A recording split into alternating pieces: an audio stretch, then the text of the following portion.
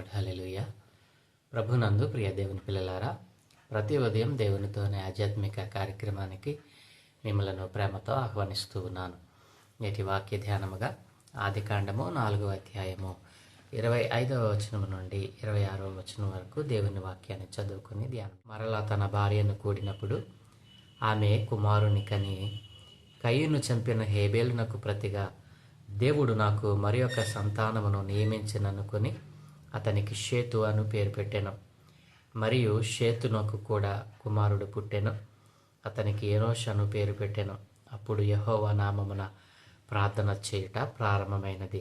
ఆమేన్. ప్రభువునందు ప్రియ దేవుని పిల్లలారా, చదవబడిన లేఖనం నిమిత్తమే ప్రార్థన. దయగలిగిన మా ప్రియ పరలోకపు తండ్రి, గొప్ప దేవ, మీ ఘనమైన ఉన్నతమైన నామానికి స్తోత్రాలయ్యా. ఏ మంచి లేని మా జీవితంలో మరొక నూతన దినాన్ని అనుగ్రహించారు తండ్రి.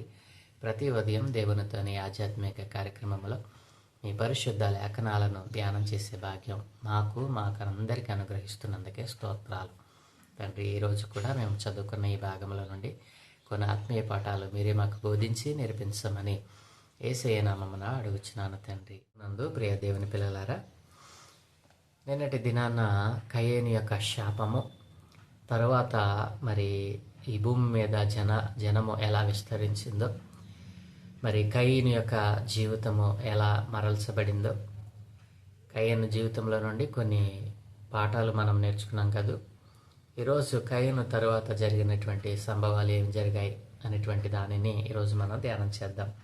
25వ వచనంలో, ఆదాము మరలా తన భార్యను కూడినప్పుడు ఆమె కుమారుని కని, కయీను చంపిన హేబేలునకు ప్రతిగా దేవుడు నాకు మరి ఒక సంతానము నియమించననుకుని అతనికి షేతు అను పేరు పెట్టింది. ప్రియదేని పిల్లరా, కయీను తన తమ్ముడైన హేబేలును చంపిన కారణాన్ని బట్టి దేవుని శాపానికి గురవుతాడు. మరి దేవుని శాపంలో భాగంగా నీవు దేశదిమ్మరి అవుతావు అని దేవుడు శాపం ఇచ్చాడు. ఆ క్రమంలో కయీను దేశదిమ్మరిగా తిరుగుతూ మరలా దేవుని సన్నిధికి వచ్చి మరి తన శాపమును తన దేవుని సన్నిధిలో ఒప్పుకున్నాడని, మరి తన శాపమును ఒప్పుకున్న కారణాన్ని బట్టి అతనికి కూడా సంతానాన్ని దేవుడిచ్చాడని నిన్నటి దినాన మనం ధ్యానం చేశాం. తర్వాత ఆదాము మరలా మరి హవ్వను కూడినప్పుడు, తన భార్యను కూడినప్పుడు మరి షేతు పుట్టినట్లుగా దేవుని లేఖనం సెలవిస్తూ ఉంది. మరి ఆ షేతునకు కూడా ఒక కుమారుడు పుడతాడు. అతనికి ఎనోష్ అను పేరు పెట్టాడు. అప్పుడు యెహోవా నామమున ప్రార్థన చేయటం ప్రారంభమైనది అని మనం చదువుకున్న లేఖన భాగంలో మరి ఇక్కడ కనబడుతూ ఉంది. ప్రియదేవుని పిల్లలారా, మరి దేవుడు తాను నియమించినటువంటి కట్టడలను, ఆజ్ఞలను, తాను చెప్పిన మాటను, తాను దేనికి కట్టుబడి ఉన్నాడో దానిని తన రూపంలో చేసుకున్నటువంటి వారు మరి పాటించాలి, దానిని మరి అనుసరించాలి అని దేవుని యొక్క ఉద్దేశం. దేవుని యొక్క నైతిక విలువలు అనేటువంటివి తన పిల్లలైన వారికి కూడా ఉండాలని ఆయన ఎంతో ఆశపడ్డాడు. ప్రియదేవుని పిల్లలారా, ఈ వచనంలో మనం చూసినట్లయితే మరి దేవుడు కయీను ఆత్మీయ మరణంతో దేవుని సన్నిధి నుండి దూరమైపోతే, ఆ సమయంలో తన తమ్ముడైన హేబేలు కలిగి ఉన్నటువంటి ఆ ఆత్మీయమైన మరణపు స్థితి మరి తరువాత హేబేలునకు ప్రతిగా పుట్టినటువంటి షేతు ద్వారా దేవుడు మరలా దానిని కొనసాగింపజేశాడు. హేబేలు ఎలాగున మరి దేవుని మార్గంలో నడిచాడో, మరి దేవునితో సహవాసం చేశాడో, ఆ సహవాసము కయీను చేసిన దోషమును బట్టి అది ఆగిపోతే దానిని ఆగకుండా కొనసాగింపునకు మరి దేవుడు షేతును అనుగ్రహించాడు. ప్రియదేని పిల్లరా, షేతు మరి హవ్వ ఆదాములకు మరి 130వ సంవత్సరము, ప్రియదేని పిల్లరా 130 ఏండ్లు, మరి 130వ సంవత్సరంలో షేతు పుట్టినట్లుగా మరి 5వ అధ్యాయము మరి 3వ వచనంలో దేవుడు రాయించాడు. ప్రియదేని పిల్లరా, మరి 130 సంవత్సరాల తరువాత షేతు పుడితే షేతునకు కూడా కుమారుడు పుట్టాడు. ఇలా మరి ఆదాము యొక్క మరి జీవితాన్ని మనం చూస్తే ఆదాము 930 సంవత్సరాలు జీవించాడు. ప్రియదేని పిల్లారా, ఈ క్రమంలో మరి దేవునికి విరుద్ధమైన కార్యాలు చేస్తూ దేవుని సన్నిధిని పోగొట్టుకున్న కయీనుకు ప్రతిగా షేతును మరి దేవుడు అనుగ్రహించినప్పుడు మరి షేతు కుమారుని ద్వారా, మరి షేతు కుమారుడైన ఎనోషు ద్వారా మరల ఆత్మీయ స్థితి అనేటువంటిది దేవుడు బ్రతికించాడు. మొదటి కుటుంబంలో ఉన్న ఆత్మీయ స్థితి మరి దేవునికి మరి సన్నిహిత్యము కలిగినటువంటి కుటుంబంగా, దేవునితో సహవాసం చేసే కుటుంబంగా ఉన్న ఆ కుటుంబంలో ఒక్కసారి కయ్యను చేసిన దోషమును బట్టి ఆ క్రమం తీసివేయబడితే, ఆ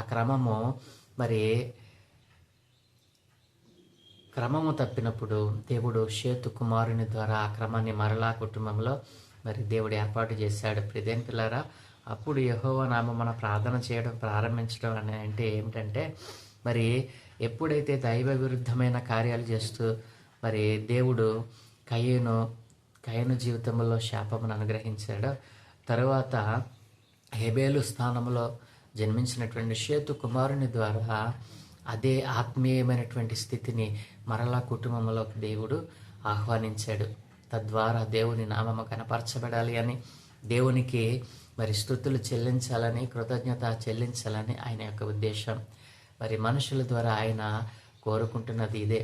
నన్ను స్తుతిస్తే చాలు, మీ హృదయంలో నాకు స్థానం ఇస్తే చాలని దేవుడు మరి కోరుకుంటూ ఉన్నాడు. ప్రియమైన పిల్లారా, ఆ రీతిగా కయ్యను ద్వారా కుటుంబంలో పోయినటువంటి ఆత్మీయ మరణపు స్థితి మరలా ఎనోషు ద్వారా దేవుడు మరి ఆ కుటుంబంలో ప్రారంభించాడు.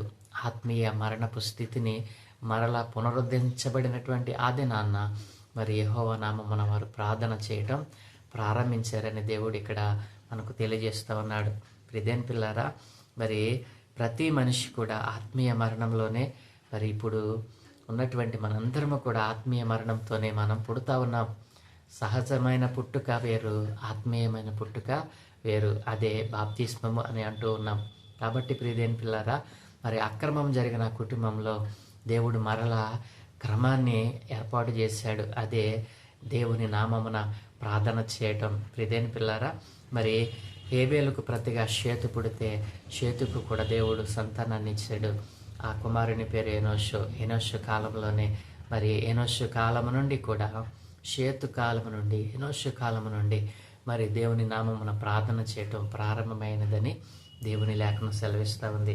కాబట్టి ప్రియమైన పిల్లారా, మరి ఏ కుటుంబంలోనైనా మరి దేవుని క్రమము లేకపోతే ఆ కుటుంబంలో దేవుడు క్రమాన్ని ఏర్పాటు చేస్తాడు. ఏ కుటుంబంలో అయితే ఎవరైతే దేవుని యొక్క దైవ కార్యాలను విడిచిపెట్టి మరి లోక కార్యాలతో కలిసిపోతారో, ఆ కుటుంబంలో దైవ కార్యాలు లేకుండా అపవాది అడ్డగిస్తూ వారిని లోకానికి అప్పచెప్తా ఉన్నాడు.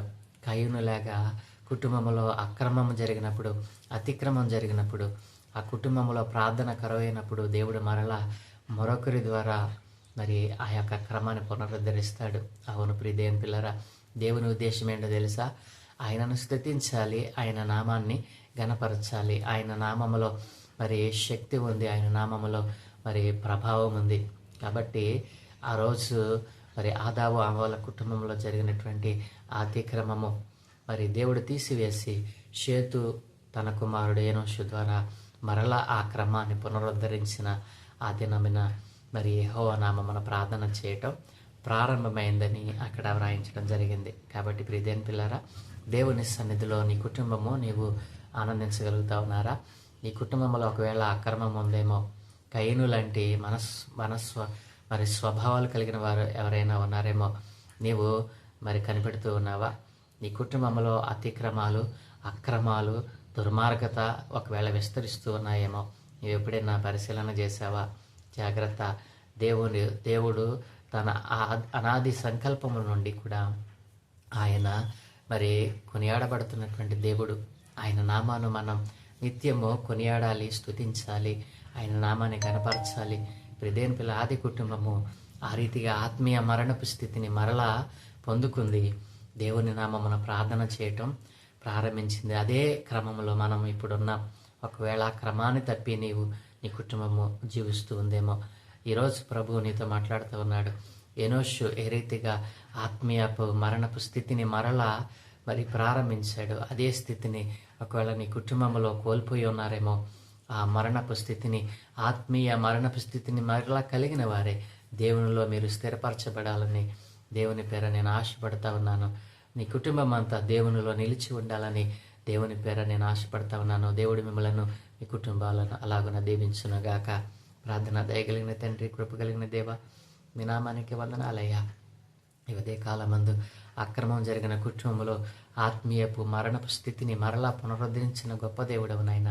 ఈ రోజున కుటుంబాలలో నాయన ఆత్మీయత లేకుండా, ఇదిగో పరిశుద్ధత లేకుండా నీకు విరోధమైన కార్యాలు చేస్తూ అయా కుటుంబముగా నాయన నీకు దూరమైపోతూ ఉండగా అట్లాంటి కుటుంబాల మీద మీ కనుదృష్టి ఉంచమని, అలాగున చెదిరిపోతున్న కుటుంబాలను అయా మరలా నీ ఆత్మతో వారిని ప్రేరేపించమని, మరలా నీలో అంటుకట్టబడిన వారే అయా ఇదిగో ఒక అవ్వ ఆదాముల కుటుంబం ఏ రీతిగా ఆత్మీయ మరణపు స్థితిని మరలా పొందుకుందో, మీ నామమున ప్రార్థన చేయటం ప్రారంభించిందో, అలాగనే ఆత్మీయ స్థితిని కోల్పోయిన ప్రతి కుటుంబము ఈ రోజున మరలా స్థితిని పొందుకునేలాగున మీరే పురుకొల్పమని, ఘనత మహిమ ప్రభావాలు మీకే ఆరోపిస్తూ ఈ దినమే చేయ పనులన్నిటి మీద మీకు అనుదృష్టి ఉంచి మీ దోతల కాపుదలను గ్రహించి మీరు మహిమ పొందుకోమని యేసయ్య నామమున అడుగుచున్నాను తండ్రి. ఆమేన్, ఆమేన్, ఆమేన్.